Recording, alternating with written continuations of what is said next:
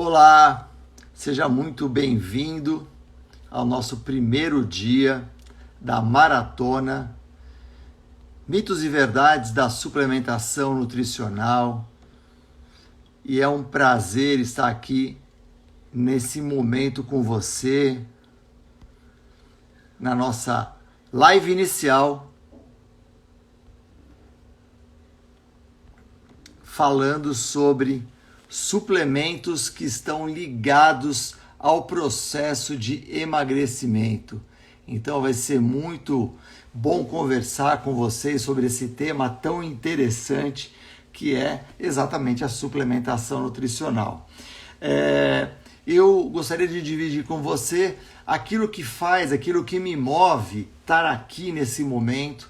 Eu sou um professor universitário de 33 anos de carreira.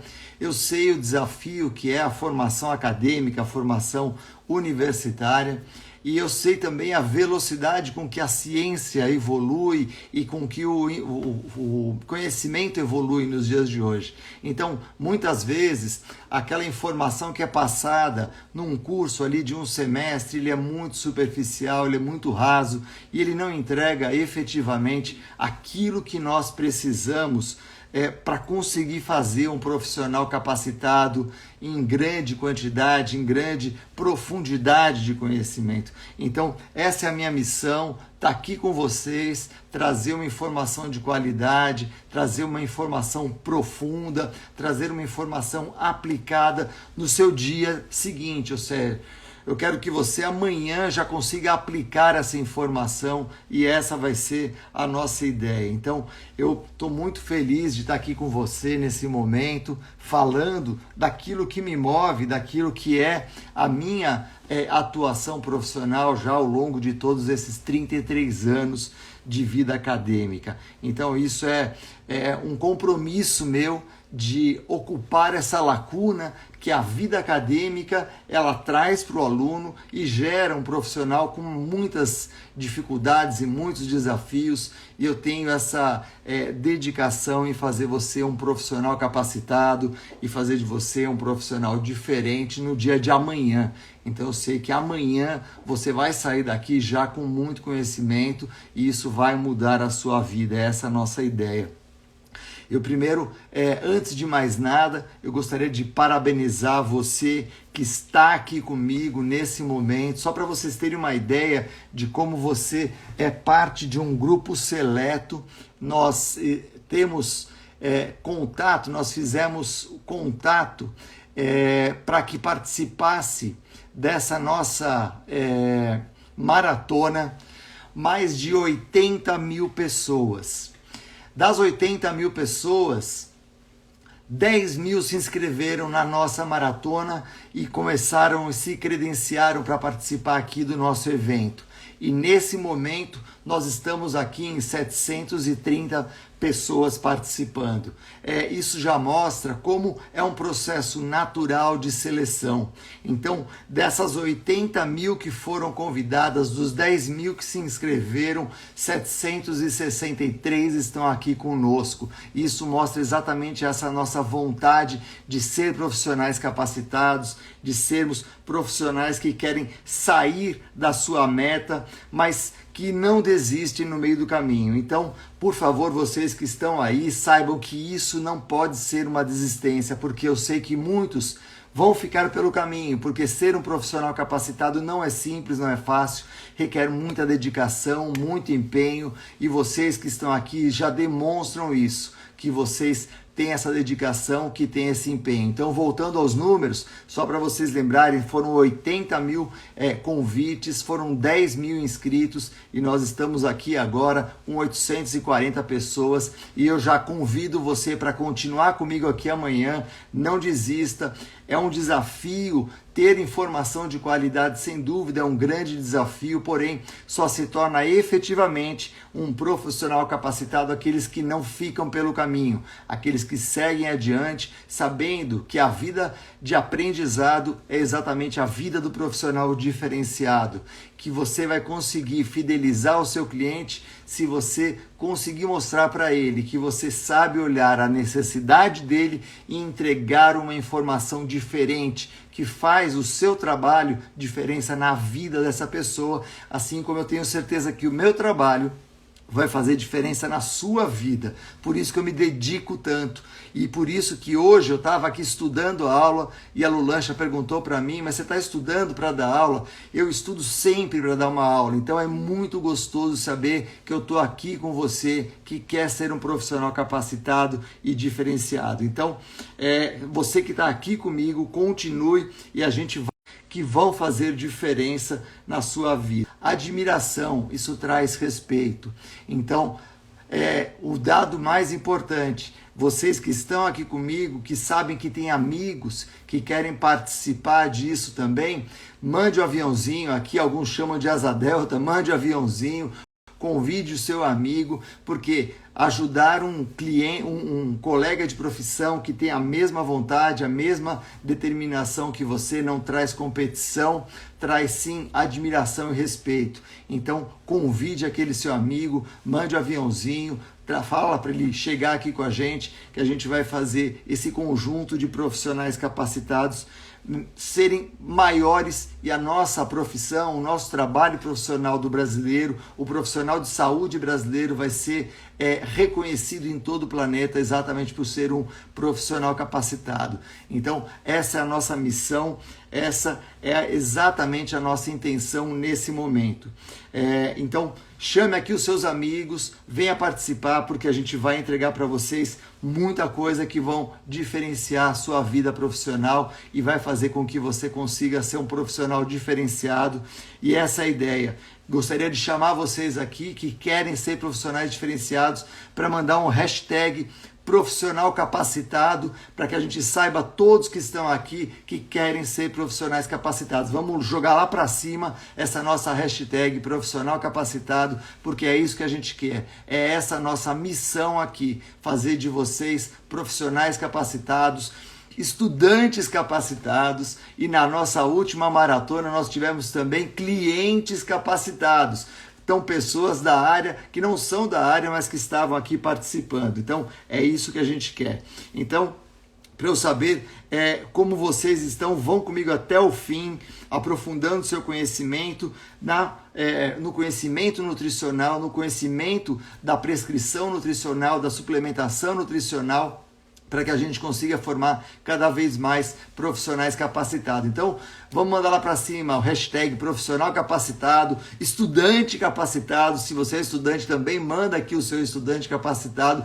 E se você é um cliente capacitado, também mande aqui um cliente capacitado, que essa é a nossa ideia, fazer as pessoas serem cada vez mais capacitados. E se vocês sabem, se tem algum amigo, algum colega de profissão que tem interesse, manda o aviãozinho, manda a asa delta, que alguns chamam aqui, para ele participar aqui com a gente, para a gente conversar sobre esse assunto que é tão interessante, que é tão gostoso para mim, e essa vai ser a ideia, tá bom?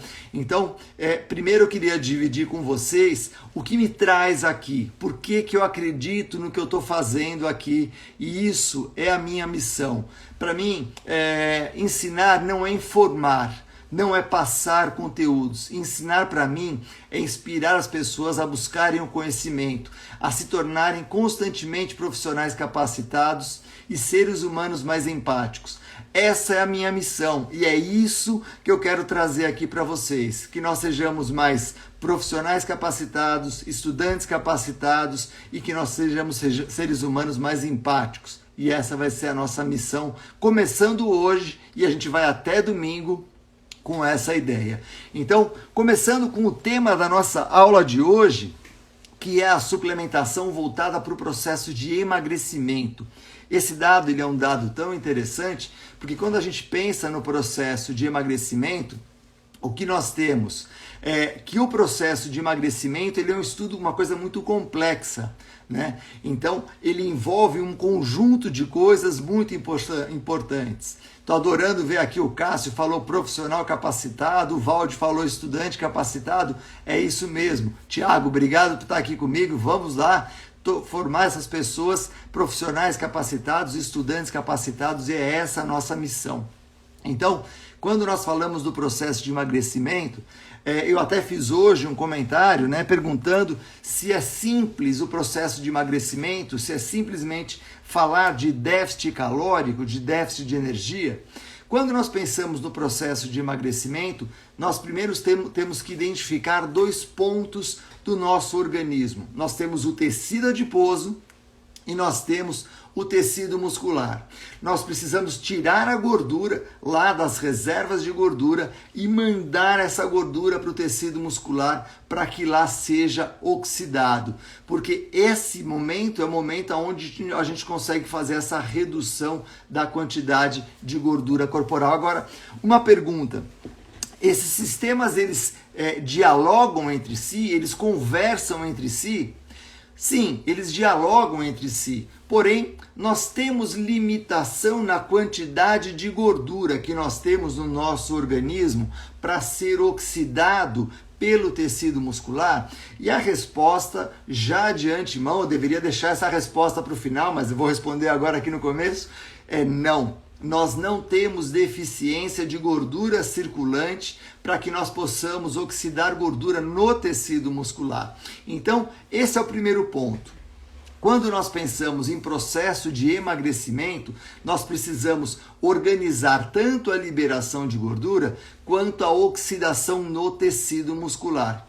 E aí, eu já trago uma informação interessante para você. Quando foi feito o primeiro estudo aonde se relacionava ácido graxo com a oxidação de ácido graxo, esse autor ele fez um estudo muito bem feito. E eu vou contar aqui para você o que ele fez.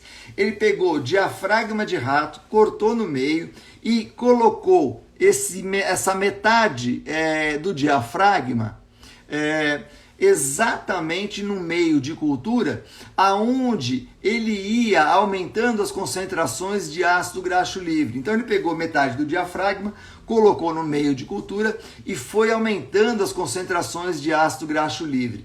E aí, o que ele percebeu? Ele percebeu que esse diafragma, no meio de cultura, quando ele aumentava a concentração de ácido graxo, ele diminuía a utilização de carboidrato como fonte de energia. Então, olha que interessante. Ele pegou metade do diafragma do rato, colocou em meio de cultura e ele foi aumentando a concentração de ácido graxo e ele verificou que nessa situação ele diminuía a utilização de carboidrato como fonte de energia. E a isso ele deu o nome de ciclo glicose-ácido graxo, mostrando que toda vez que aumentava a concentração de ácido graxo, nós diminuíamos a oxidação de glicose. Esse modelo foi um modelo bem interessante e muito válido para essa proposta que era feita exatamente para a incubação do músculo diafragma. Agora, pensa aqui comigo, você que está aqui me assistindo, pensa comigo. O diafragma é um músculo que fica preso, ancorado nas nossas costelas aqui. Se eu retiro o músculo daqui das minhas costelas e coloco no tubo de ensaio, o que vai acontecer? O estado dele vai ser maior ou menor que o estado de repouso desse músculo? Você pode pensar, e eu vou adiantando, ele está ancorado nas costelas, eu retiro ele das costelas e coloco no meio, no Erlenmeyer, no tubo. E aí ele vai ser incubado nesse tubo. Essa contração dele está maior ou menor que o repouso?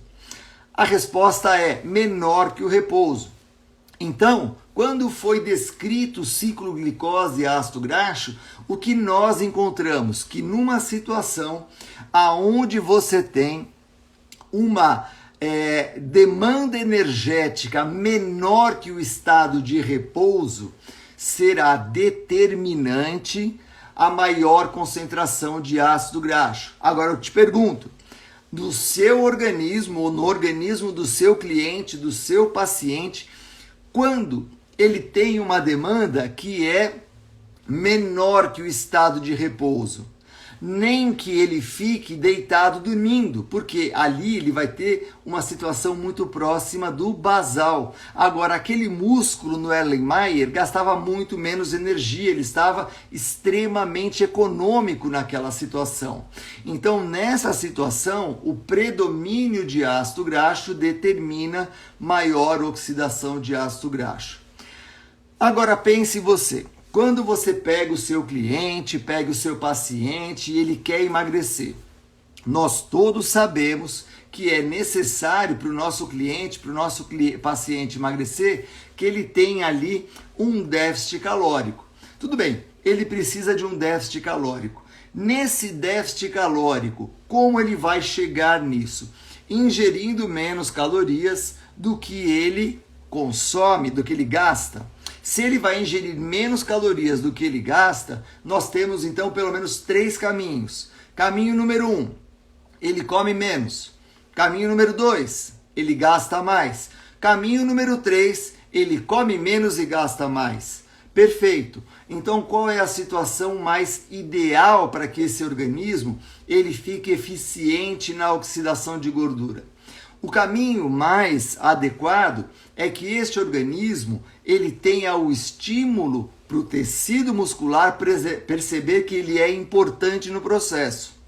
É como se a gente estivesse falando da administração de uma empresa.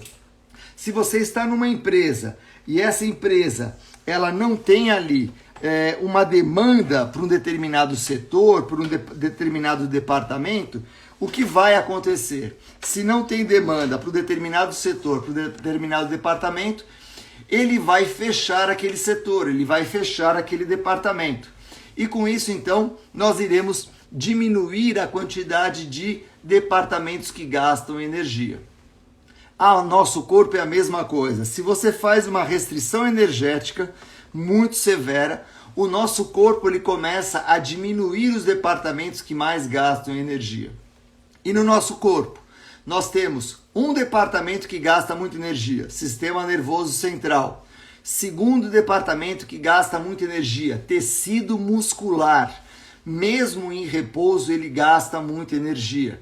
Depois nós temos todos os outros tecidos, mas o primeiro é o sistema nervoso e depois é o muscular. Por uma questão óbvia, o nosso organismo ele vai preservar o sistema nervoso central e ele vai diminuir o tamanho do tecido muscular. Então a restrição energética, por si só, o que ela faz? Ela vai comprometer o nosso tecido muscular. E ao comprometer o tecido muscular, o nosso gasto calórico tende a diminuir. Então pensem comigo, é uma estratégia bem inteligente, bem interessante. Toda vez que você faz uma restrição energética num determinado organismo, e aí eu digo no determinado organismo, porque isso vale para modelo experimental em ratos, vale para modelo experimental em camundongos, vale para modelo experimental em macacos, vale para insetos. Se você faz uma privação energética, o organismo ele tende a diminuir o seu tamanho, porque ele vai gastar menos energia ao longo do dia. Ele vai ficar metabolicamente mais econômico. Então, privação energética repercute em redução do gasto energético também. Isso quer dizer o seguinte, se você simplesmente fizer uma privação de energia num determinado organismo, a consequência disso é que ele vai se tornar mais econômico. Ele vai se adaptar àquilo que você está propondo de restrição de energia e ele vai diminuir o gasto calórico dele. Qual o mecanismo dessa gestão? O mecanismo dessa gestão é um mecanismo muito interessante. Você, ao promover a restrição calórica do organismo, você passa a ter a secreção predominante no dia dos hormônios que fazem um estado catabólico, um estado de degradação. Porque ele tenta aumentar a disponibilidade de energia, destruindo estruturas que gastam calorias e promovendo com essa destruição a disponibilidade de nutrientes para o restante do organismo. Então, o organismo ele vai se tornando muito mais eficiente em gastar menos e começar a ter sobra de matéria-prima, ter sobra de nutrientes, ter sobra de proteína. Essa proteína vai para a neoglicogênese, tem sobra de glicose e aí a gente degrada o tecido adiposo. Lembrando que proteína, pessoal, é a única estrutura dos nossos macronutrientes que nós não temos reserva. Nós temos reserva de carboidrato, glicogênio hepático, glicogênio muscular e nós temos reserva de gordura. Cada um sabe onde está a sua, eu não preciso falar disso, né? Fica até uma coisa feia, mas todo mundo sabe da nossa reserva de gordura. Agora, toda a proteína no nosso corpo está desempenhando uma função específica. Músculo está contraindo, enzima está catalisando reação, o hormônio está informando um tecido distante de que um tecido mais próximo precisa de uma resposta.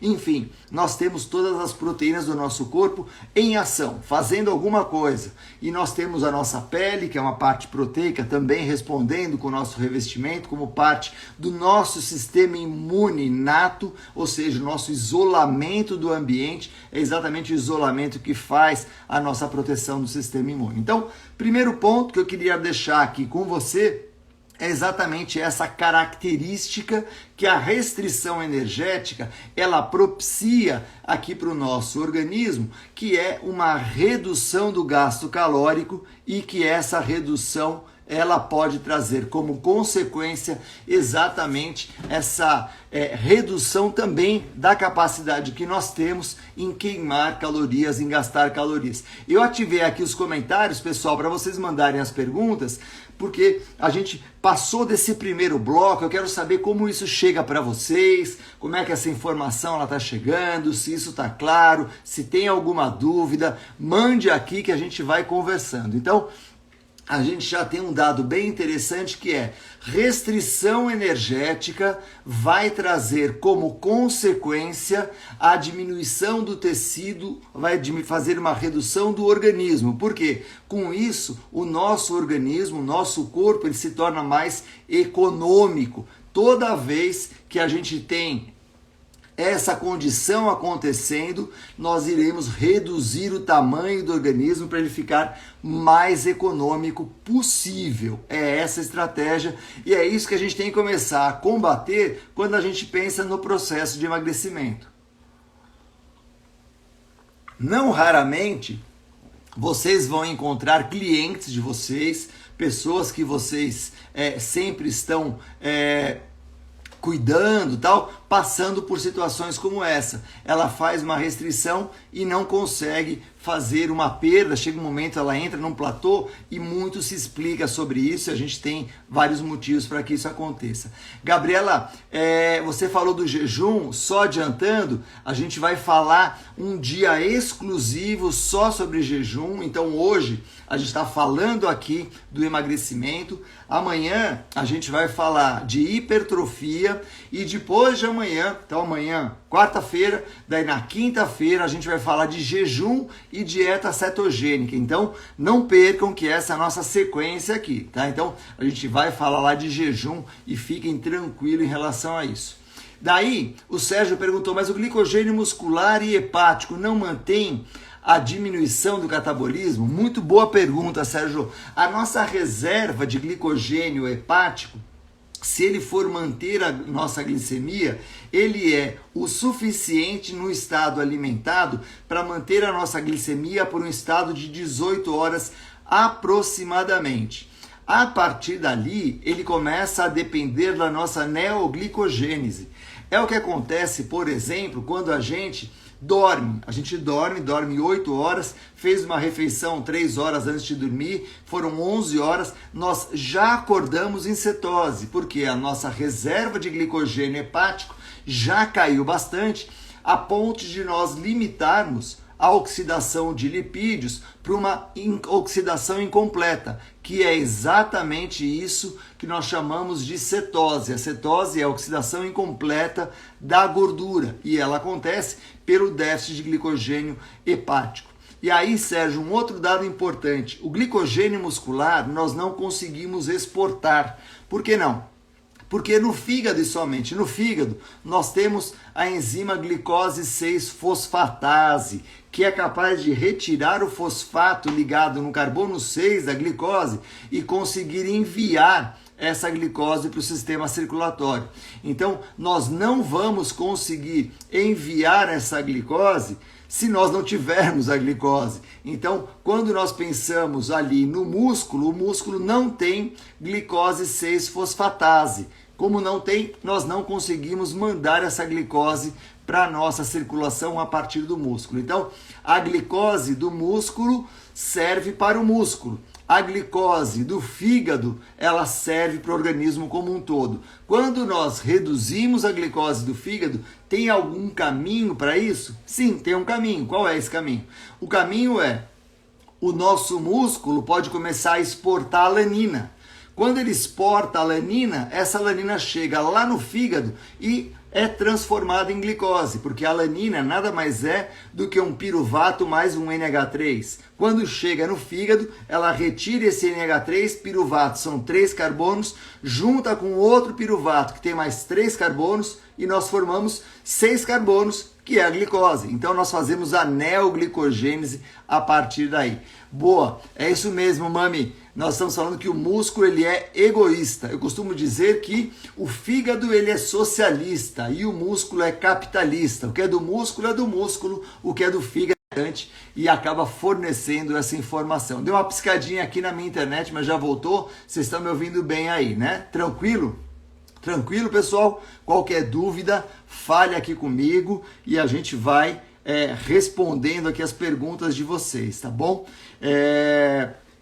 Todas as vezes que a gente tiver, quando a gente tem essas dúvidas, elas são excelentes, porque muitas dúvidas, elas são as dúvidas de todos, né? E é por isso que eu falo, chame aquele seu amigo que também gosta desse tema, manda aí o aviãozinho para ele, fala para ele entrar aqui na nossa live, que a gente está discutindo um tema que também é interessante para ele. Dividir o conhecimento com um colega de profissão não traz concorrência, pessoal, traz admiração e respeito. Então chama o seu amigo, fala para ele vir aqui, que a gente vai falar mais ainda sobre a suplementação, sobre esse mecanismo que nós temos da suplementação para as dietas e tudo mais, ok? Então, tranquilo, qualquer dúvida, manda aqui. Eu vou agora fechar de novo os comentários para a gente voltar para as outras explicações e daí qualquer coisa vocês me avisam, tá bom? Então, deixa eu só desativar os comentários e a gente volta aqui. Então, como nós falamos, esse é um dado interessante. Muito bem. O nosso corpo, então, ele precisa dessas duas vias, ele precisa mobilizar esse lipídio lá do tecido adiposo e oxidar no tecido muscular. Nós já entendemos que nós não temos limitação de ácido graxo circulante para ser oxidado no tecido muscular. Nós temos mais do que nós precisamos. E o músculo, como ele vai fazer essa gestão das fontes de energia? Se eu tenho lá carboidrato, se eu tenho ATP-CP, se eu tenho lipídio e se eu tenho mitocôndria para fazer oxidação, como que o músculo faz essa gestão? Eu vou explicar e é uma explicação muito legal, presta atenção. O músculo, ele vai fazer a gestão dessas fontes de energia de acordo com a quantidade de energia solicitada por unidade de tempo. Então, olha só, eu vou escolher ATP-CP, glicólise até piruvato, oxidação da glicose ou oxidação do ácido graxo pela quantidade de energia que eu preciso por unidade de tempo. E eu vou dar números para você aqui então. Olha só, quando eu faço a utilização de ATP-CP, essa degradação ATP-CP, ela consegue fornecer algo em torno de 330 micromoles de ATP por quilograma de músculo úmido por minuto. Quando eu faço a oxidação de glicose, ela consegue fornecer aproximadamente 46 micromoles de ATP por quilograma de músculo úmido por minuto. Quando eu vou lá para o tecido muscular e oxido essa glicose, ela vai para 30 micromoles. E quando eu oxido o lipídio, ela vai para 23. Então, essa queda na quantidade de energia por unidade de tempo significa que eu vou usar mais lipídio quando a minha demanda energética por unidade de tempo for baixa. Quando eu tiver uma demanda energética por unidade de tempo alta, eu vou para a ATP-CP, eu vou para a via glicolítica. Então, não é a disponibilidade de ácido graxo, é a quantidade de energia que eu preciso por unidade de tempo. É isso que vai fazer a diferença. Então, quando eu pego um indivíduo que quer emagrecer e ele chega e fala assim, não, então eu vou fazer uma caminhada de 10 quilômetros. Ele pode perguntar para você, caminhar 10 quilômetros ou andar 10 quilômetros, o que gasta mais energia? A resposta é bem simples. O gasto energético é muito parecido, é muito próximo. Por quê? O gasto energético ele é dado por trabalho. O trabalho para deslocar uma massa numa distância fixa é muito parecido. Ou seja, se eu correr ou andar, o gasto calórico vai ser aproximadamente o mesmo. O que vai mudar é a fonte de energia. Então, a fonte de energia, ela vai predominar em lipídio na caminhada e ela vai predominar em glicose quando eu fizer a corrida para o mesmo organismo. Presta atenção, para o mesmo organismo. Então, se eu tenho competência para correr 10 quilômetros em 60 minutos e eu caminho 10 quilômetros em 2 horas, eu vou oxidar mais gordura caminhando 10 quilômetros em 2 horas do que correndo 10 quilômetros em 60 minutos. Por quê? A demanda energética por unidade de tempo ao caminhar é menor, então eu uso lipídio. A demanda energética por unidade de tempo ao correr é maior, eu uso mais carboidrato. Então essa modificação das fontes de energia, ela se dá exatamente pela quantidade de energia que eu preciso por unidade de tempo. Então, primeiro ponto é esse. Mas então me fala uma coisa, significa que eu todo dia tenho que caminhar para usar mais lipídio? Não. Porque aí você está olhando para o seu indivíduo, para o seu cliente, somente no momento da prática da atividade física. Você não está olhando para o seu cliente, para o seu paciente, para um projeto de emagrecimento. Ele vai emagrecer tudo num dia só? Não, né? Então, você precisa criar uma estrutura que aumente a capacidade de oxidação de gordura. Então, o que nós precisamos fazer? É como se você aí na sua cidade fosse da sua casa para o trabalho por um único caminho. Então, se fecharem a rua, como aqui em São Paulo estão fechando as ruas para cortar as árvores, fechar a rua ali, você não consegue chegar no seu trabalho, só tem um caminho. Então, o nosso organismo é muito parecido. Você precisa de vários caminhos para te levar ao seu destino. Então, é importante que o treino para o seu cliente, o seu paciente que quer emagrecer, seja pelo menos um dia na semana moderado, pelo menos um dia por semana mais intenso. Eu já vou falar de mais intenso, o que é mais intenso. E um dia na semana, ele flutue a intensidade. Por que a gente precisa disso? Porque nós precisamos pavimentar as vias metabólicas para conseguir utilizar todas no processo de emagrecimento. Só para a gente entender, deixa eu tomar um pouquinho de água aqui, senão tomo bronca da Lu daqui a pouco. Só para a gente entender o porquê isso é importante.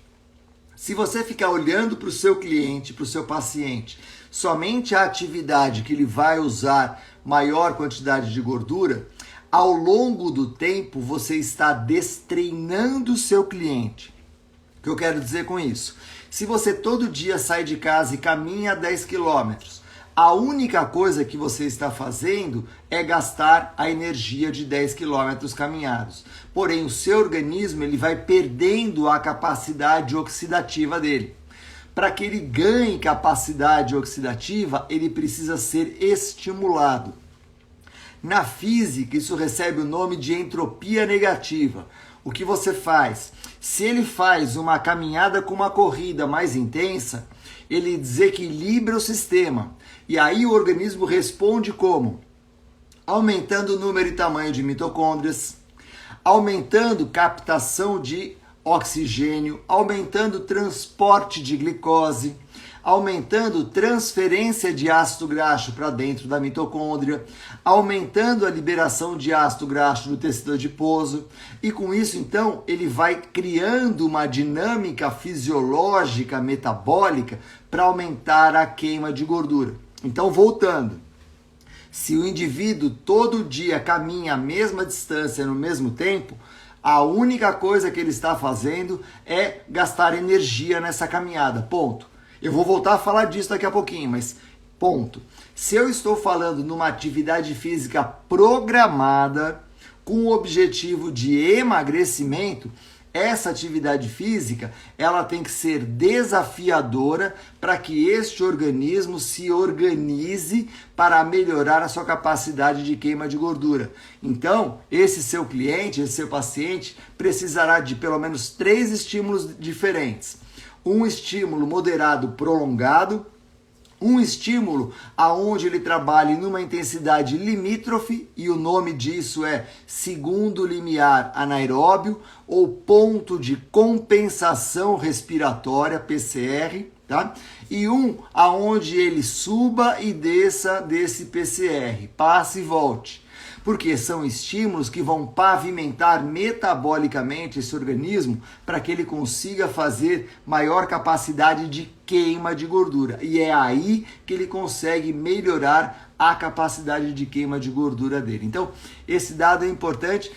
O pessoal que fez a mentoria, assistiu na mentoria uma aula bônus que eu gravei, que é a aula de gasto calórico, e lá eu explico exatamente isso. O que é o primeiro limiar, o que é o segundo limiar, o que é o consumo máximo. Para que você consiga melhorar a oxidação de gordura do seu cliente, você precisa estimular as vias glicolíticas, as vias oxidativas e a via que a gente chama de ATP-CP. Então, nós precisamos melhorar esse sistema como um todo. Então, a partir de hoje, a minha sugestão é: você não vai mais falar com o seu cliente somente de calorias, mas você vai falar de treinamento. Por quê? Primeiro, tem um aspecto importante, né, que a Luciana fala muito disso, a Rô Carbonari também, que é a questão do comportamento. Quando você fala para o seu cliente, nós vamos treinar, isso tem um ar de estímulo importante. Quando você fala para ele, nós vamos gastar calorias, isso é uma coisa chata, sem graça. Então, o treinamento, e é verdade, você está treinando o seu cliente, o seu paciente, vai dar a ele mais competência para essa oxidação de gordura. E para isso ele precisa dos 3 estímulos, ok? Então, nesse segundo bloco, que a gente fala da intensidade do esforço, eu estou falando em melhoria da capacidade de queima de gordura no tecido muscular. E é mais ou menos assim, imagine que neste final de semana você vai fazer um churrasco na sua casa, e você tem ali uma churrasqueira pequenininha, aquela que você coloca o carvão dentro assim. Você compra um caminhão de carvão, você chama 1000 pessoas para comer churrasco na sua casa. Você compra bastante carne. Você vai conseguir fazer churrasco para todos? Vai, mas vai ficar limitado ao tamanho da sua churrasqueira. Então você vai levar uns 6 meses para fazer churrasco para todo mundo. É mais ou menos isso. O seu cliente quer emagrecer, ele não está treinado, você precisa aumentar o número de churrasqueiras dele. Essas churrasqueiras no músculo recebem o nome de mitocôndrias. Para que ocorra esse aumento do número e tamanho de mitocôndrias, eu preciso tirar esse organismo do estado de equilíbrio. E o estado de equilíbrio é essa caminhada confortável todo dia, na mesma velocidade, a mesma distância. Então nós precisamos desafiar o nosso cliente para que ele saia dessa zona de conforto e aí sim ele consiga ter maior oxidação de gordura, ter maior capacidade de queima. E aí ele vai fazer o churrasco para todo mundo, para 1000 pessoas, de uma vez só, sem precisar de muito tempo para essa queima. Então, nesse bloco, a gente discutiu ali esse sistema que ele é muito importante. Agora eu faço uma pergunta, você vai acompanhar o seu cliente para ele emagrecer, não vai?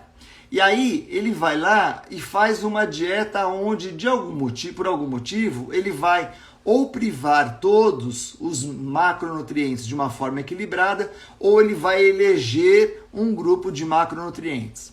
Pense comigo, vamos supor que o nosso cliente ele vai chegar para você e vai falar o seguinte: olha, eu vou fazer uma dieta onde eu vou limitar a minha quantidade de carboidrato ingerida. Legal. Então ele vai limitar a quantidade de carboidrato ingerido.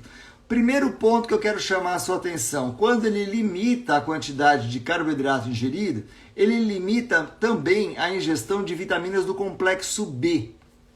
E aí, preste atenção em alguns nomes: niacina, riboflavina e biotina.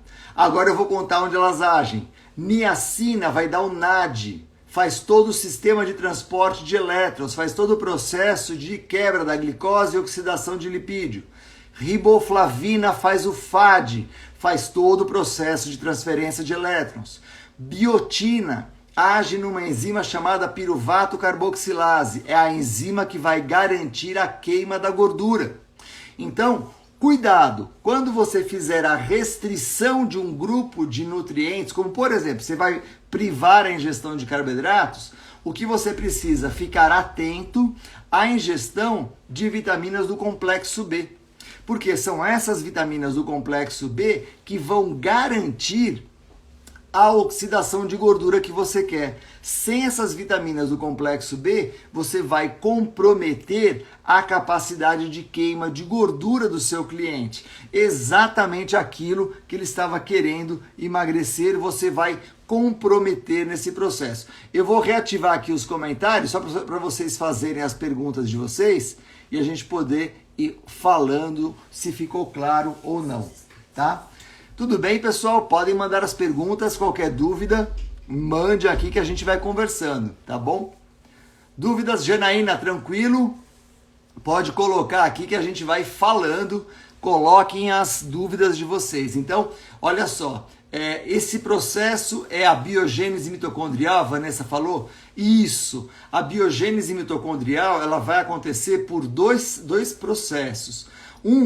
Quando você aumenta essa demanda oxidativa, então quando você trabalha mais perto do segundo limiar, você mostra que esse sistema ele precisa melhorar e precisa também aumentar a crista mitocondrial, que vai acontecer quando você flutua a intensidade. Por quê? Na crista mitocondrial acontece, por exemplo, a ressíntese da creatina fosfato. Lembra da creatina que a gente suplementa? Então, a ressíntese de creatina a creatina fosfato, ou fosfarilcreatina, ela só vai acontecer na crista mitocondrial, tá bom? Então, esse é um ponto importante.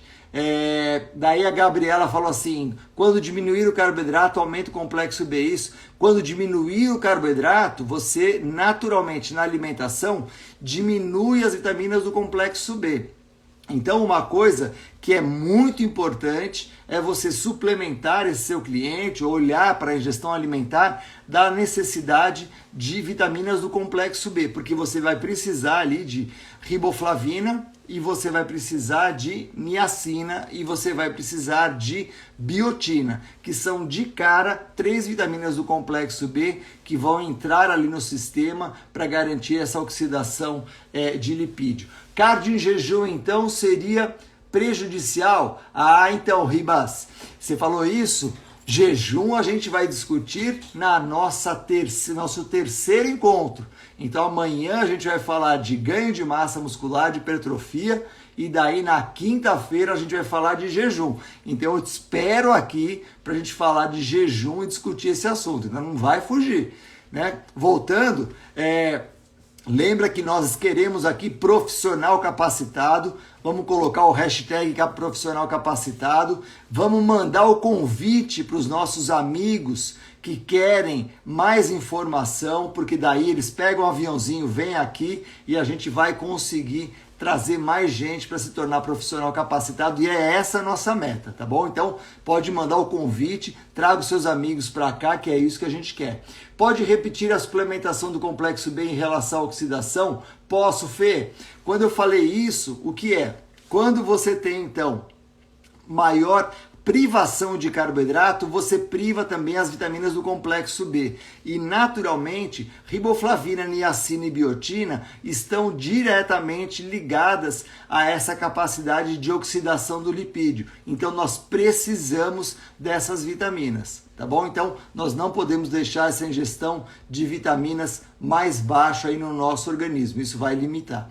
O Arnaldinho falou, por favor, professor, se possível, repita a questão de gastar mais energia andando 2 horas e não correndo em 1 hora. Arnaldinho, não é nem... Até você tinha mandado essa pergunta para mim, né, Arnaldinho? Eu lembrei disso agora.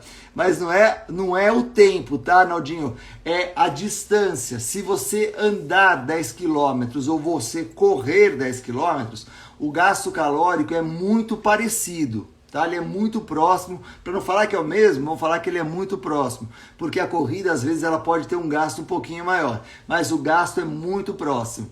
O que vai diferenciar não é o gasto calórico. O que vai diferenciar é você estimular o organismo a se adaptar a essa situação e a partir dali é que a gente consegue melhorar essa capacidade de oxidação. Cristian, obrigado aí pelo profissional capacitado, é isso mesmo, a gente quer ver todo mundo se tornando profissional capacitado, então manda aí o convite para o seu colega, o seu amigo, participar aqui da nossa conversa, que é aquilo que eu falo, né? Você trazer um amigo para ter acesso a essa informação não gera concorrência, gera respeito e admiração, então você vai ser ainda mais respeitado por ele, porque você está trazendo ele aqui para ter acesso a essa informação, lembrando que a minha missão é exatamente inspirar vocês a estudarem a vida inteira e eu quero estar ao lado de vocês sempre que vocês quiserem estudar e aprender mais sobre isso, ok? Então, eu posso tirar aqui os comentários e vou voltar às nossas explicações. Daqui a pouquinho eu volto aqui nos comentários para a gente falar sobre isso, tá bom? Então, só desativar os comentários e daqui a pouquinho a gente volta. Agora, nesse próximo bloco, eu queria conversar com você sobre esse processo de quebra da gordura. Muitas pessoas usam ali substâncias para aumentar a quebra da gordura e tudo mais. Existem substâncias que agem, que atuam nesse sistema? Sim, existem várias. Eu até fiz um post recentemente que eu falava suplementos que atuam na quebra da gordura, suplementos que atuam na oxidação de gordura. E muita gente falou assim, mas espera aí, funciona ou não funciona? Funcionar é outra história. Por quê? Você pode ir lá no tecido adiposo e quebrar a gordura. Não significa que aquela gordura ela será oxidada. E eu vou dar um exemplo aqui para vocês. Uma coisa que não tem nada a ver com a questão da suplementação na atividade física, mas está super na moda, que é a criolipólise. Se você vai lá e faz aquela prensadinha em temperatura baixa, tal, você consegue fazer o lyse das células? Consegue. Só que você vai lançar para a circulação uma quantidade importante de ácido graxo ou até triacilglicerol, porque você rompe a célula, e esse triacilglicerol ele não tem muito o que fazer. O que vai acabar acontecendo com ele é que ele vai circular, vai ser captado pelo fígado, vai ser colocado dentro de uma lipoproteína, vai circular pelo sangue até que a gente consiga fazer essa recaptação no tecido adiposo. Eu vou até dividir com vocês uma tela aqui que explica isso. Olha que interessante como funciona. Se você pegar, como você pode ver nessa tela, você disponibilizando mais triacilglicerol, ele não consegue entrar em lugar nenhum. Ele precisa estar dentro de uma lipoproteína. Se ele estiver dentro de uma lipoproteína, ele vai entrar em contato com a LPL, ou seja, lipoproteína lipase, que fica exatamente no endotélio do sistema circulatório. E lá ele consegue colocar esse ácido graxo para dentro. Então você fez a criolipólise, ele pode até liberar esse triacilglicerol porque as células se rompem, romperam as células, vai para a circulação sanguínea, esse triacilglicerol, ele é recaptado pelo fígado, como você pode ver nessa imagem, e do fígado ele volta para a circulação sanguínea na forma de VLDL, LDL, de alguma forma encapsulado com uma proteína, e aí ele entra em contato com a lipoproteína lipase, que vai retirar esse lipídio de dentro da lipoproteína. Então, voltando, você vai lá e faz a criolipólise, vai adiantar? Você vai quebrar essa molécula de gordura, ela vai lançar para a circulação sanguínea o triacilglicerol, e esse triacilglicerol ele vai ser captado pelo fígado porque ele não consegue ser oxidado pelo tecido muscular. Tô tomando bronca aqui da Luciana, que tá falando para eu falar mais baixo. E eu acabei de tomar água aqui, ela veio me dar uma bronca, então eu vou falar mais baixo agora. Então, o que nós temos? Toda vez que você vai lá e quebra a molécula de gordura, essa molécula de gordura ela vai lançar para a circulação sanguínea o triacilglicerol, só que ele não consegue entrar. Para ele entrar, como você consegue ver nessa imagem, somente na forma de ácido graxo livre. Muito bem, então, quando eu tenho na atividade física, o que é diferente, porque na atividade física eu vou lá no tecido adiposo e eu faço a quebra da gordura no tecido adiposo.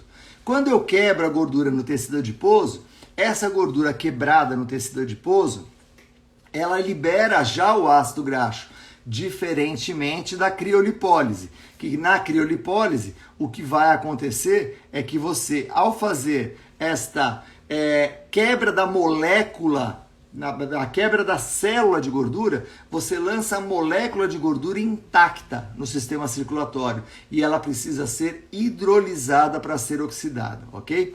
Então, quando a gente faz isso, quando a gente mexe nessa topografia do tecido adiposo, o nosso organismo ele se reorganiza? Sim. Eu vou colocar depois uma tela para vocês verem o que acontece quando eu faço, por exemplo, uma lipoaspiração. O meu organismo, ele dialoga e ele reorganiza a estrutura de gordura do meu corpo, redistribuindo essa gordura, fazendo com que essa gordura ela chegue em outros locais aonde não tinha tanta gordura assim. Então o nosso organismo, ele tenta se reorganizar de acordo com os reservatórios de gordura que ele possui. Então, síntese de gordura, indo para a síntese de gordura. Quando eu vou fazer gordura de novo, eu preciso de uma organela, eu preciso de mitocôndrias. Quando eu tenho mitocôndrias, eu faço mais gordura. Quando eu não tenho mitocôndria, eu não faço mais gordura. E aí uma pergunta, tecido adiposo tem bastante mitocôndria ou tem pouca mitocôndria? Resposta, tecido adiposo tem pouca mitocôndria. E aí eu vou provar para você, olha só a imagem que eu vou dividir aqui com você. Nessa imagem, a gente consegue ver aonde acontece a lipogênese. A lipogênese no tecido adiposo, ela é pobre, porque eu preciso de mitocôndrias, e nessa tela eu demonstro para você que tecido adiposo tem pouca mitocôndria. Já no hepatócito, no fígado, eu tenho muita mitocôndria. Se eu for produzir lipídio a partir de carboidrato, acontecerá no fígado e não no tecido adiposo. Porque para fazer gordura a partir de carboidrato eu preciso de mitocôndria. Então o tecido adiposo ele não capta glicose e gera ácido graxo. O tecido adiposo ele capta glicose e gera glicerol. Quem pode fazer a síntese de lipídios é o fígado. O fígado tem essa competência, o tecido adiposo não tem essa competência. Então, quando nós falamos de lipogênese, a lipogênese ela é claramente um privilégio do tecido hepático e ela não é eficiente, não acontece em grande quantidade no tecido adiposo. Então, pensando em lipogênese, qual é a matéria-prima mais eficiente para gerar gordura? Gordura. Então, o que engorda mais uma pessoa? Gordura. Depois da gordura, o que engorda mais uma pessoa? Álcool. Álcool, então gordura, álcool. E depois, glicose. E por último, proteína. Então, a glicose, para gerar lipídio, pessoal, ela é ineficiente. O que eu quero dizer com isso? Ela gera gordura? Gera. Só que ela cobra muito mais gordura do que ela é capaz de repor no tecido. Então, a gente não consegue repor a mesma quantidade que nós utilizamos. Então, o carboidrato ele é capaz de gerar gordura? É. Se eu marcar a glicose com carbono 14, Eu vou encontrar lipídio marcado com carbono 14? Eu vou encontrar.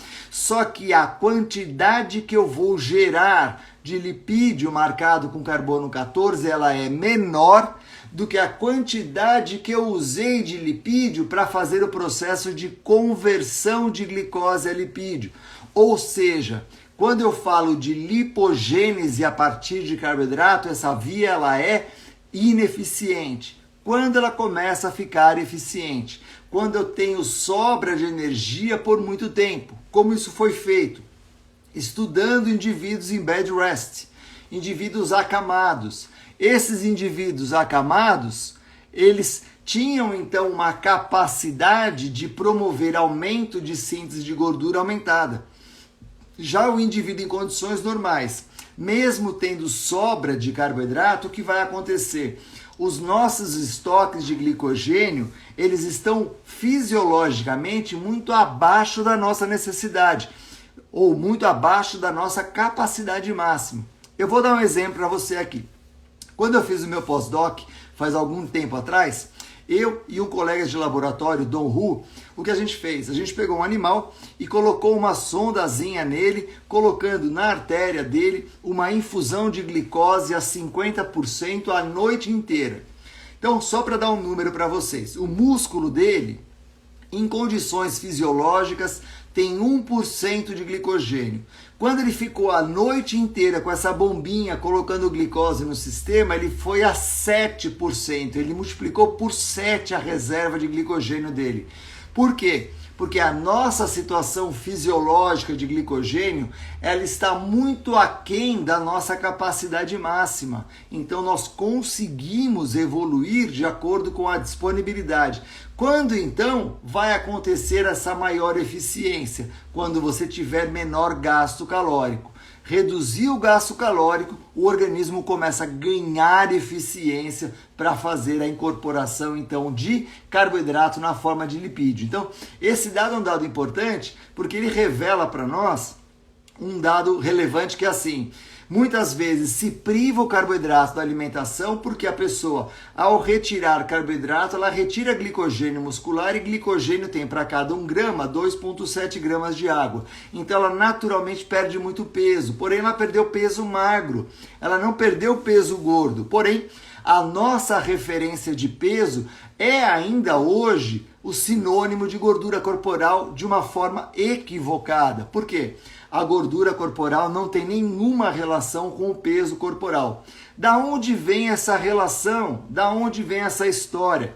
Eu vou contar isso para vocês. Lá em meados dos anos 30, um pesquisador belga chamado Quetelet desenvolveu um índice que ele chamou índice de Quetelet, que era exatamente quilos por metro quadrado, e apresentou isso no congresso na França. Um pesquisador americano verificou esse índice e publicou como índice de massa corporal. Ganhou fama e notoriedade. O Quetelet ninguém sabe quem é, nem você sabia do pobre do Quetelet, esse belga. E hoje nós usamos o índice de massa corporal.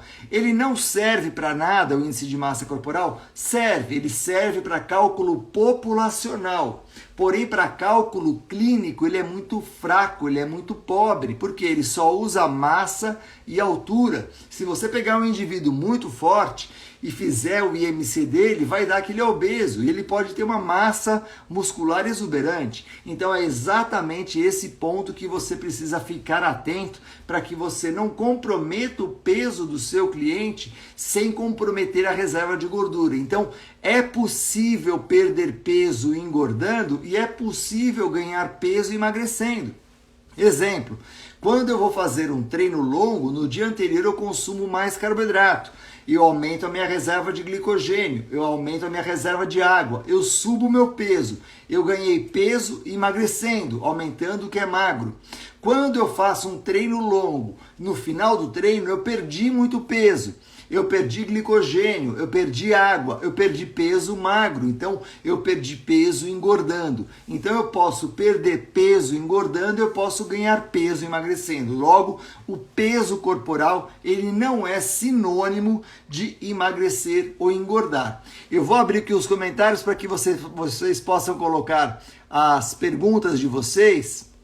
Aproveitando, Convidem os amigos de vocês que têm interesse aqui para falar sobre isso, que gostem desse assunto, para a gente conversar, para ter uma comunidade ainda maior, para que a gente possa ter esse esclarecimento sobre o processo de emagrecimento e os cuidados que a gente vai ter, né? Então, ter esse cuidado é fundamental para que você consiga entregar ao seu cliente mais informação, mais qualidade, mais consistência. Lembrando que se você souber exatamente suplementar o seu cliente, você vai ganhar dele fidelidade, muito mais do que resultado, você ganha a confiança dele e ele fica fiel a você, porque ele sabe que você cuidou dele como único e não como uma tabela, não como um igual a todos. Tá? Você cuidou ele como uma coisa, como uma pessoa diferente que tem uma necessidade diferente, ok? Então esse dado é um dado fundamental para isso.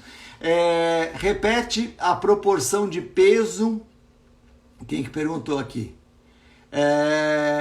A Fefa, repete a proporção de peso de carboidrato e água do glicogênio.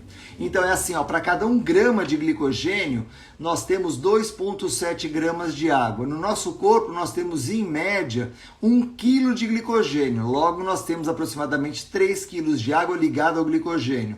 Quando você priva o indivíduo da ingestão de alimentos contendo carboidrato, ele vai diminuir essa reserva de glicogênio, ele vai diminuir essa reserva de água. Óbvio, isso vai acontecer. Ele vai perder peso engordando, porque ele perdeu peso magro e ele não perdeu o tecido gordo. Por que ele perdeu peso magro? Porque a água não se mistura com gordura. Se ele perder glicogênio e perder água, ele perdeu água que não se mistura com a gordura, ok? Tranquilo?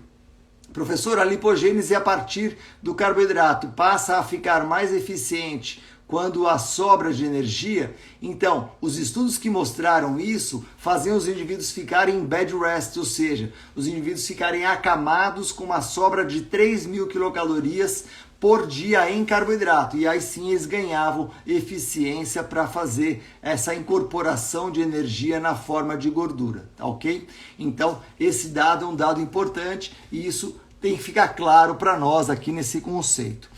Eu queria então voltar aqui para dividir com vocês uma informação importante, que eu falei que quando a gente faz uma manobra das reservas de energia, uma manobra das reservas de gordura, o nosso corpo ele tenta reorganizar essa reserva de gordura, ou seja, você tira a gordura de um lugar, ele vai ressentir isso. O nosso corpo ele não foi preparado para conseguir perder gordura. Então, ele não foi preparado para perder reserva de gordura. Então, quando você retira a gordura do organismo, ele vai tentar aumentar esse estoque. Eu vou dividir uma tela com vocês aqui que mostra exatamente isso. Esse foi um trabalho que a gente fez e preste atenção nessa tela, olha que interessante. Nós lipoaspiramos as mulheres e dividimos em dois grupos. Um grupo que era lipoaspirada exercitada e um grupo que era lipoaspirada sem exercício. E olha que interessante o que aconteceu nesse trabalho. As mulheres que foram lipoaspiradas e exercitadas, elas tiveram a redução da gordura subcutânea e exercitada, elas também tiveram a redução da gordura visceral, que é o gráfico que vocês podem ver abaixo, tá? Então ali as mulheres que foram lipoaspiradas reduziram a gordura subcutânea, em preto as exercitadas e em cinza as sedentárias. Ambas reduziram a gordura subcutânea. Já no gráfico acima é a gordura visceral. Prestem atenção. Em preto foram as que exercitaram. Elas tiveram uma redução de gordura visceral. Já as mulheres que ficaram sedentárias, elas aumentaram a gordura visceral. O que eu quero dizer com esse resultado que a gente trouxe aqui? Que nesse estudo nós conseguimos demonstrar que existe uma conversa entre as células adiposas.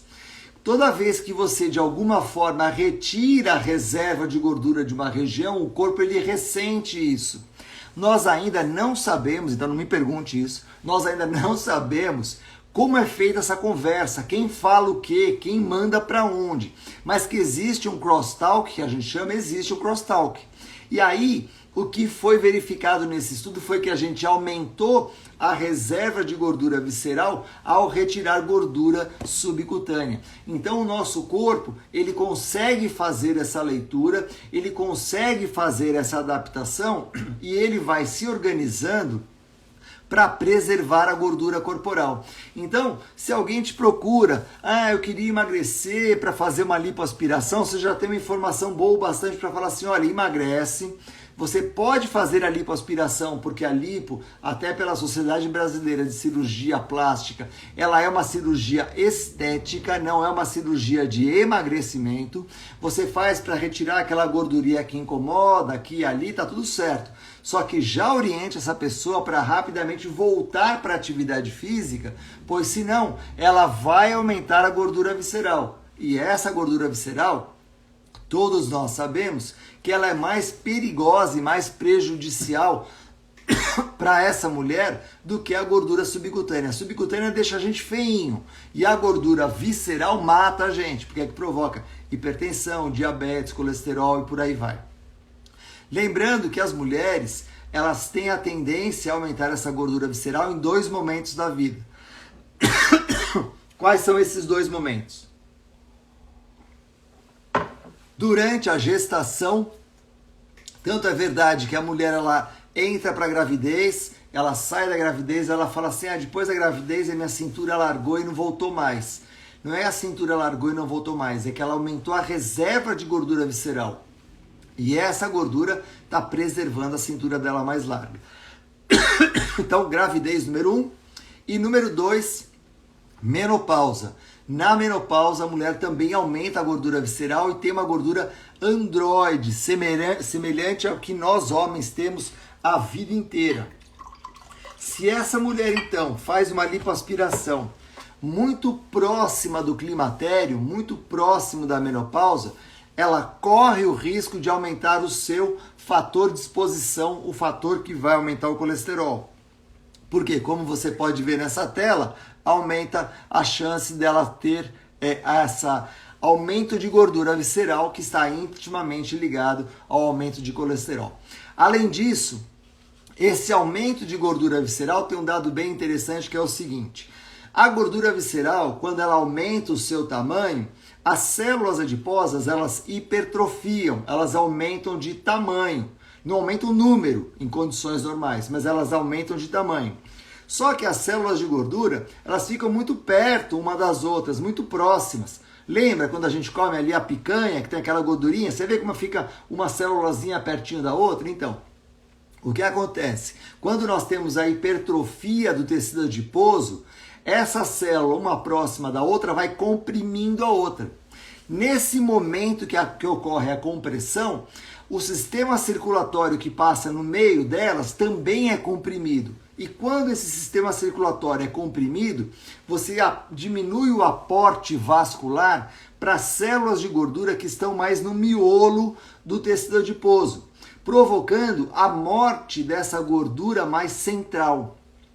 A morte dessa gordura mais central vai provocar nesse indivíduo a morte dessa célula, a migração de células do sistema imune em volta dessa célula adiposa e vai formar uma estrutura muito interessante, porque serão várias célulazinhas de gordura com uma célula morrendo no meio, cheio de células do sistema imune em volta. Essas células do sistema imune vão fazer como se fossem verdadeiros diamantes em cima dessa célula adiposa, formando o que nós chamamos de crown-like structure, ou seja, estrutura parecida com a coroa. Então são várias células de gordura, uma no meio, cheio de células do sistema imune, como se fossem diamantes que você olha por cima, parece uma coroa. Então estrutura parecida com a coroa, crown-like structure. E muito se fala em processo inflamatório da obesidade. É esse o processo inflamatório, porque a morte dessa célula adiposa ali no interior gera uma ativação de todo o sistema de defesa e esse sistema de defesa gera um processo de inflamação. Por quê? Está ocorrendo a morte de uma célula, ativação do sistema imune, está fazendo uma destruição do tecido ali, e a inflamação nada mais é do que uma tentativa de reparar essa destruição feita pelas células do sistema imune, os macrófagos fundamentalmente, fazendo essa destruição do tecido adiposo. Então, sempre que a gente pensa em aumento de gordura visceral, qual é o risco? O aumento de gordura visceral faz com que haja uma hipertrofia do tecido adiposo, a morte das células centrais do tecido adiposo, a migração de células do sistema imune, a formação de um tecido parecido com uma coroa, crown-like structure, que gera um processo inflamatório crônico. E esse processo inflamatório repercutirá em todo o organismo. De que jeito? Durante o processo inflamatório, nós liberamos, por exemplo, TNF, Tumor Necrosis Factor, nós liberaremos interleucinas, que são citocinas pró-inflamatórias, que vão inflamar lá a célula muscular, por exemplo, aonde existe ali um receptor de insulina. Ao inflamar o receptor de insulina, ele deixa de responder. E como ele responde? Quando chega a insulina, ele sofre um processo de autofosforilação. Ele, num processo inflamatório, não se autofosforila e não dá sinal para o músculo captar glicose. E aí a coisa começa a ficar feia, porque vai aumentando a glicemia e você, para emagrecer esse indivíduo, porque a glicemia dele está ficando alta, tira a glicose. Tirar a glicose numa situação dessa, pessoal, é como você matar o carteiro para não pagar a conta de luz. Porque a glicose está subindo, o problema não é da glicose, o problema é que a insulina não está conseguindo agir. Como essa insulina vai conseguir agir? Quando você, por exemplo, contrair a musculatura deixando o receptor de insulina mais sensível, ela responde. Quando você diminuir a ingestão de gordura da pessoa para diminuir a hipertrofia do tecido adiposo, daí ela responde. E com isso você consegue fazer o processo de captação de glicose. Então, nessa situação é que a gente consegue buscar o equilíbrio, fazendo com que haja a redução de gordura. E para isso tem um dado importante que eu vou dividir com vocês aqui uma tela. Quer ver? Como é que eu sei qual é a região que mais responde à quebra de gordura? Nós temos nessa tela uma topografia do tecido adiposo. O tecido que mais responde à lipólise é o tecido que tiver receptor beta-adrenérgico, que nessa tela é o tecido adiposo visceral. Então, presta atenção, olha que interessante. O tecido adiposo visceral é o tecido que mais responde à lipólise. Ele responde à lipólise também, é ele que provoca a resistência à ação da insulina pela inflamação. Como eu consigo diminuir esse tecido adiposo? Primeiro, diminuindo a ingestão de gordura na alimentação. Ponto número 1. Ponto número 2. Aumentando a captação de glicose pelo tecido periférico, contração muscular. E ponto número 3, quebrando mais gordura do tecido adiposo visceral. Como ele tem mais receptor beta-adrenérgico, ele responde à atividade física. Lembra lá no começo que eu falei para você que a atividade física ela tem que flutuar a intensidade? Essa flutuação de intensidade é importante exatamente para isso. Se eu tiver uma intensidade flutuante do exercício, eu vou conseguir mobilizar mais gordura do tecido adiposo visceral, diminuir a resposta inflamatória, aumentar a sensibilidade do receptor de insulina, captar mais glicose e melhorar o quadro de síndrome metabólica. Então a solução está aí. Qual o grande erro que se acaba acontecendo, que se acaba fazendo? Quando se pensa no processo de emagrecimento, tentando corrigir a questão do diabetes, a questão da gordura visceral. Na grande maioria das vezes, se retira o carboidrato. Ao se retirar o carboidrato, se aumenta a proteína e gordura na alimentação. E aí eu vou dividir com você uma tela que mostra exatamente isso. Olha só, quando nós pegamos para verificar qual é a eficiência desses nutrientes, Nesse gráfico aqui você consegue ver claramente que quando você aumenta a ingestão de gordura na alimentação, você aumenta também a oxidação de gordura. Poxa, Lanche, então tá fácil. Se eu quero aumentar a queima de gordura, basta aumentar o consumo de gordura. O problema é que esse aumento não é proporcional. Você aumenta o consumo de gordura, só que você não aumenta proporcionalmente a oxidação. Não é que você aumenta 100 gramas de gordura e aumenta 100 gramas de oxidação. Você aumenta 100 gramas na ingestão alimentar e você vai aumentar 5 gramas na oxidação. O balanço vai ser positivo em 95 gramas. Então esse ponto é o ponto importante. Para que a gente consiga, então, melhorar esse quadro da resistência periférica, ação da insulina, diminuir a gordura visceral e melhorar o quadro geral de saúde dessa pessoa, o que nós precisamos? Nós precisamos diminuir a deposição de gordura nesses tecidos. Ao diminuir a deposição de gordura nesses tecidos, nós conseguimos deixar o organismo mais responsivo e ele consegue fazer mais lipólise e ele consegue diminuir o quadro de resistência periférica à ação da insulina, que é muito importante. Eu vou abrir aqui os comentários para ouvir vocês um pouco e a gente poder tirar as dúvidas de vocês em relação a isso. Por favor, podem dividir comigo aqui as dúvidas de vocês em relação a essa regulação metabólica que a gente acabou de falar aqui. Pô, obrigado, caraca, isso não é aula, é um show. Obrigado mesmo. Horário, né? Ele não tem uma limitação. Por que não? Porque vamos supor que eu sou um indivíduo que treino à noite. A minha capacidade de captação de glicose ela vai ficar deslocada para o período noturno. Por que a gente tem essa diminuição da sensibilidade à ação da insulina ao longo do dia? Porque ao longo do dia a gente vai ingerindo carboidrato, você vai estimulando o receptor de insulina a captar glicose. Porém, se no meio do dia acontece uma coisa de você ir treinar, por exemplo, você faz uma atividade física, vai correr, vai nadar, vai pedalar, vai fazer uma aula, a sua musculatura começa a captar glicose e os seus receptores de insulina, eles ficam mais sensíveis. Então isso vai acontecer. Então, não é sempre que a nossa resposta à captação de glicose noturna ela é muito menor do que de manhã. Depende do seu dia, depende da sua atividade. Esse dado é um dado muito importante. Tá?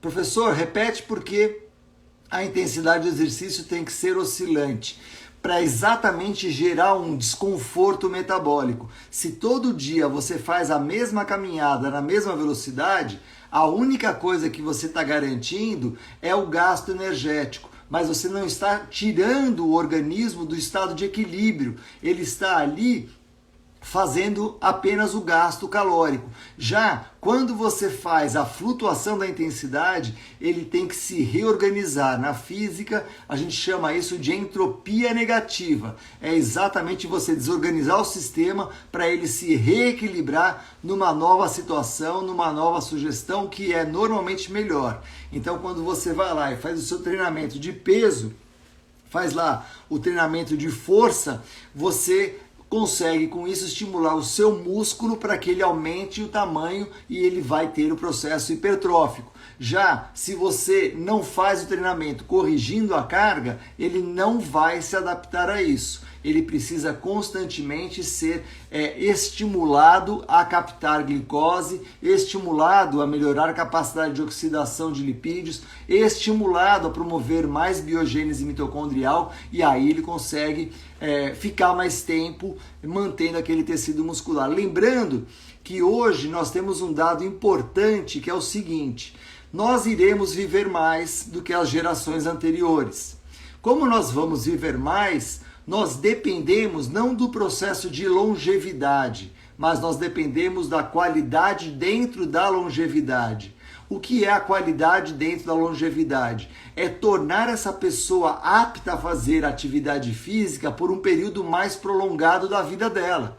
porque senão ela se torna dependente muito rapidamente. E é uma dependência muito simples. Por que levar a mão acima da altura da cabeça é importante? Porque é lá que ela vai pegar o mantimento, é lá que ela vai colocar a mala dela no bagageiro, ou seja, é deixar essa pessoa autônoma, é deixar essa pessoa independente. Esse ponto é um ponto importante. É a partir daí que a gente consegue ver esse dado acontecendo no nosso organismo, ok?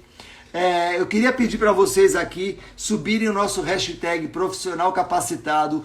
É muito importante isso. Convidem os amigos, os colegas de profissão para estarem aqui amanhã. Eu quero ver de vocês quem vai estar comigo aqui amanhã, né? Lembra, a gente mandou o convite para mais de 80 mil pessoas, foram mais de 10 mil inscritos e nós tivemos 2.000 pessoas aqui juntos nesse momento. Então, eu quero que vocês subam aqui o hashtag profissional capacitado, estudante capacitado, isso mesmo, e também cliente capacitado, que a gente tem também bastante cliente capacitado aqui. Porque o que nós queremos é exatamente isso, é fazer a diferença. É o que eu digo, ser professor é inspirar pessoas, eu acredito nisso, eu quero inspirar vocês, para que vocês sejam profissionais cada vez mais capacitados, melhores e mudem a referência do profissional de saúde na sociedade brasileira. Então, amanhã, pessoal, a gente vai ter mais informação. Amanhã a gente vai falar de hipertrofia. Eu quero ver quem de vocês vai estar aqui. Lembrando, foram 80 mil convites, foram 10 mil inscritos e nós tivemos 2.000 pessoas aqui. Eu tenho certeza que amanhã vem menos gente, mas não faz mal, porque o profissional capacitado é aquele que é determinado, aquele que vai em frente, que não desiste nunca, tá? Eu quero você que não desiste e que vai até o fim para se tornar um profissional capacitado. O material, o resumo dessa aula, pessoal, vai ser enviado para vocês pelo WhatsApp. Então fiquem conectados no WhatsApp de vocês, que daqui a pouquinho já está chegando o material da aula de hoje. Então, amanhã, pessoal, 20h30, nós estaremos aqui com suplementação nutricional e hipertrofia. Eu quero ver quem vai estar aqui comigo. Eu sei que vai diminuir, mas eu quero ver quem quer ser um profissional capacitado. E mandem um convite para um amigo de vocês, lembrando que compartilhar informação, compartilhar conhecimento não gera competição, gera admiração e respeito. Então, até amanhã, pessoal, 20h30, amanhã, suplementação e hipertrofia.